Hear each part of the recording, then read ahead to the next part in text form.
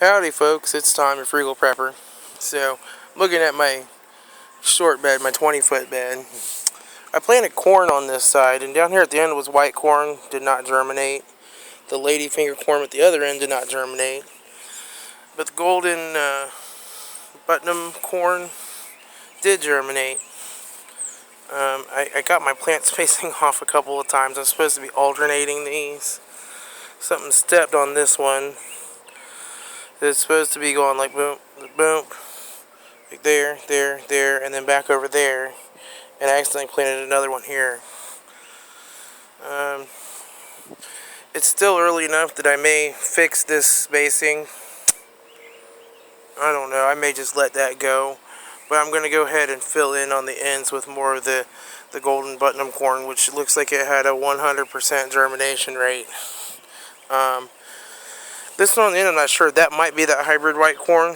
One of them might have germinated. I don't know. I'll leave it go, but I'm going to go ahead and plant some more of the other corn down through here. Of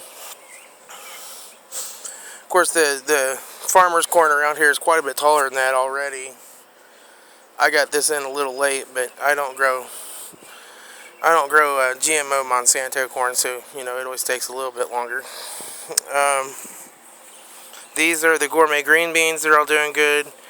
I just put some DE on it because I've just had things that love beans. I put a little DE on these. I think these are the Asian, some kind of Asian peas. And these are snow peas. And these are sugar snap peas. All the peas are climbing. Those beans are bush beans. My other garden things are moving along real nice. Now I kind of messed up on my tomatoes, so I just grabbed some tomato plants. I didn't really pay attention, and I guess I didn't really realize because I've never grown a determinate tomato before. But most of these are celebrities, and I guess they are determinate, but a lot of people call them semi-determinate because they get pretty tall, but they are a bush plant. However, unlike most determinate tomatoes, they do continue to produce. So I planted them at the 9-inch spacing or whatever. I probably should have done 12. I may have to pull every other one out or something if things get too tight through here. I did prune off all the suckers and stems on the bottom. I want to get them up a little bit to make it easier to get to the bottoms to weed and stuff. But all of these, and then Romas, are also a determinate tomato. I've never grown Romas before. So these strings may come out and I may have to stake these. Now this one and the next one are heirlooms, and they're indeterminate. This one's an heirloom cherry tomato. It's getting real big. It's got lots of nice blooms on it. And this one here is an heirloom. These are some kind of like a sunray tomato that are heirlooms, like a yellow tomato. These are cherries, and then we'll see. Peppers are happy. These peppers have been in 2 weeks, and they had no peppers on them when I planted them. I got some good peppers growing there. Same with these bell peppers. If you look down here in the leaves, they're just setting peppers all over the place there. You can see. And same way with this one, just setting all kinds of peppers down in here. So there's probably like 15 peppers total there. That's not bad for 2 weeks, but these are just sweet bell peppers. And I used to find that my peppers would grow all season long, and I might get 3 peppers off of them if I was lucky. With Mittleider, when they're getting everything they need, they start putting on peppers fast, and I can harvest 30, sometimes even 40 or 50 peppers off of a bell pepper plant. These are some kind of a sweet pepper. They're not really a banana pepper. Let me see what kind this is here. Hang on. It's a gypsy sweet pepper. They're a little smaller than a bell pepper, but they're supposed to produce more like a banana pepper. Now, I did have another banana pepper right here that was pretty good size. I was having my coffee this morning. I looked out the window, and Mr. Groundhog come under the fence, and he snatched him a pepper. He comes under the hole back there. I don't really mind. He grabs a pepper now and then. but he's kind of fun to watch. And he'll sit right there on his back feet, eating his little pepper with little claws. It's kind of fun to watch him sometimes.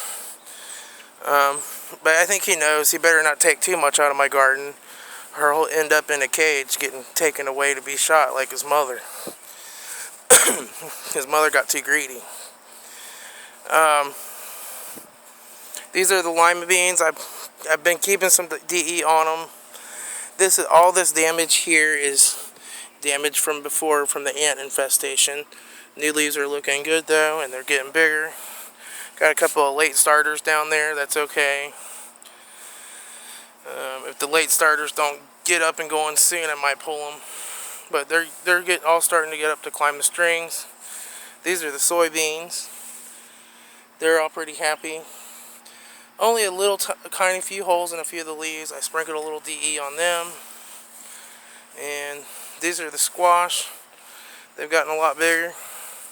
They're looking happy. Cantaloupes.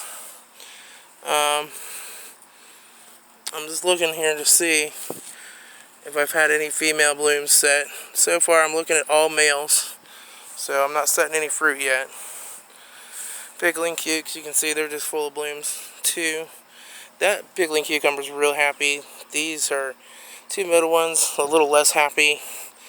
This guy is in love with this guy. They keep trying to grow on each other's string. Yeah, retrain them.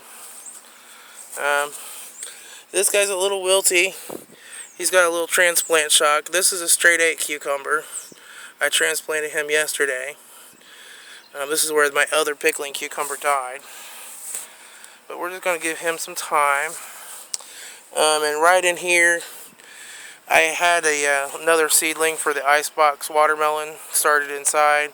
Forgot to water it. I killed it. So I usually don't water it for 4 days. So I said, I'm just going to put a seed out here and see if I can start one from seed. I don't know what that sound was. But yeah, everything's looking real good. I'm happy. I'm going to start cutting my strings and getting them tied up. You need like 30 strings per little 10-foot section, so it's a bunch of them to tie up like I did over here. And I'll show you here real quick the kind of string I'm using. It's not the kind that LDS Prepper recommends, and this stuff I already had. I did a little research on it, and it seems like it should work.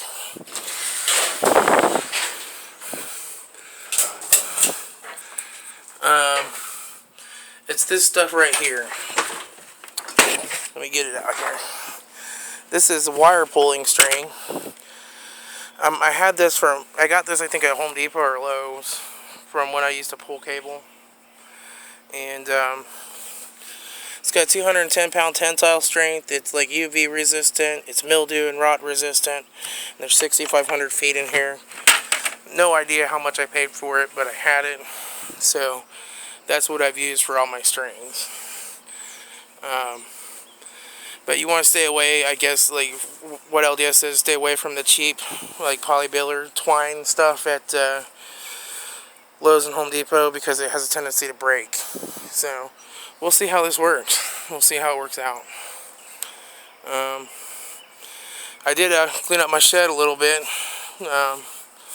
It was just from all the projects and everything going on, everything was just stacked everywhere. So I kind of got all my equipment put back in here. Things a little more organized. I moved the snowblower down here. My potash and dolomite lime and stuff is back there. Oh, my dolomite lime's over there. And my potash is over here. And that's my weekly feed bucket that's empty. I'm getting ready to make up some more. And then I keep like a lot of my other additives that I commonly need, borax, Epsom salt and stuff in here too. I keep my insecticidal soap, BT, and sulfur in here. And then I have some pre-mixed ones that are just in sprayers. Like that sprayer on the desk over there and this little sprayer here. And my solar powered light so I can work at night. But yeah, it's I'm going to the junkyard here too. I'll just say this real quick. I'm going to be looking for some just fog lights or driving lights off of a car, and then I'm going to run a line out from the shed, over and just up my T-frame and mount me a light like right up here on the inside, shining out into the bed on both of these. So if I'm out here working late at night, which sometimes happens if I have to rush off to work and I don't get back till late, I can kick on those. And if I could find some yellow ones, that might almost be better because it might not attract the bugs as bad. Although I just use insect repellent. But that would allow me to have some light when I'm working out here without trying to mess with a flashlight or running an extension cord. And it runs right off the solar panel. So all I'm running on my shed is this little 50-watt panel, which is really dusty and needs cleaned off. I'm going to have to clean it off. But yeah, like I'll come out and work in that shed sometimes for a few hours at night, running just that incandescent 50-watt light bulb. It's a 12-volt 50-watt light bulb. Sometimes I'll have the inverter on, charging up a drill or running something else too. And it's done real well, and it's just got the one deep cycle battery. It's into its second year here. It's working fine. So you don't always have to buy real expensive batteries for your solar setup. As long as you don't run them down more than about 80%, they'll last. That's just a cheap, actually a refurbished deep cycle marine battery. So, but I'm rambling. Just thought I'd kind of update you on what's going on with the garden. Everything is progressing probably a little better than I thought it would by this time. I'm only a couple weeks into this, and the cantaloupes are up 4 or 5 feet now. Tomatoes are getting up to a couple feet, and I got a lot of peppers set, so everything is going real good. In another couple weeks, it'll probably be double this size. So I think I'm going to have, even though I got started late, I'm going to have a good year in the garden. So just thought I'd show you all the work is starting to pay off here. I already have harvested the kale, and all of these, the kale's really starting to grow now. So all of these leaves on the kale, like this, these were real tiny. Like this leaf here was about the size of this leaf right here yesterday. I cut them way back, and they've just exploded in growth. That's one day of growth. We've just had slightly rainy days. It rains a little, sun comes out, rains a little, sun comes out. So I haven't had to water. I just come out and inspect, pull a few weeds, and it's just going gangbusters. I'm really liking this. I'm having much better results with the T-frames and the beds than I had last year just doing soil beds. So I can definitely see where this is going to pay off. Anyway, everybody, be happy and frugal out there. Have a good day. I'm going to get to cutting some strings up with my brand new deer pocket knife that I won from Drywall Wall in the Jammy Time chat with Michelle just playing. So I'm going to put that knife to good use.